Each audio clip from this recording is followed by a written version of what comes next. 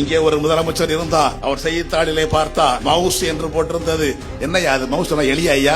இல்லையே, இது கம்ப்யூட்டர்ல உள்ள ஒரு முக்கியமான பகுதி, அதை வச்சு நகத்தினாதான் எல்லாமே இயங்கும் என்றார்கள். இந்த மவுஸை எந்த நாடு அதிகமா தயாரிக்கிறது? செய்தித்தாள் சொன்னது தைவான் என்ற ஒரு சின்னஞ்சிறு நாடு இவற்றை உருவாக்க முடியும் என்றால் அதை விட பெரியதல்லவா தமிழ்நாடு? நாம் ஏன் உருவாக்க முடியாது?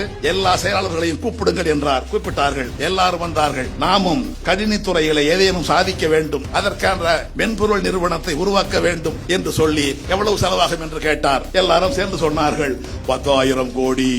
10,000 கோடி கொடுப்பதற்கு எந்த பொதுத்துறை நிறுவனம் முன் வருகிறது என்று ஒவ்வொருவராக கேட்டார். நாங்க ஒரு 1000 கோடி, நாங்க ஒரு 50 கோடி, சரிப்படாது, நாங்க ஒரு 200 பொருந்தார். அதிகமா நான் 5000 கோடி கொடுப்பேன். டிட்கோ எழுதியா? டிட்கோ TID அடிக்கோடு போடு, TID CO விட்டு அடுத்து யார் 5000 கோடி கொடுப்பா?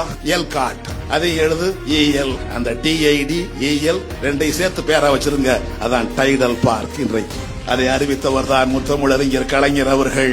அந்த மென்பொருள் நிறுவனம் உருவானதனாலே தான் இன்றைக்கு உலகம் முழுவதும் எல்லா சமூகத்தை சேர்ந்தவர்களும் உயர்ந்த பொறுப்பில் இருக்கின்றார்கள். மென்பொருளுக்காக ஒரு கல்வி கொள்கையை உருவாக்கியது இந்தியாவிலேயே முதல் முறையாய் தமிழ்நாடுதான். கணினி பாடத்தை மேல்நிலை வகுப்பிலே பாடத்திட்டத்தில் சேர்த்தது தமிழ்நாடுதான்.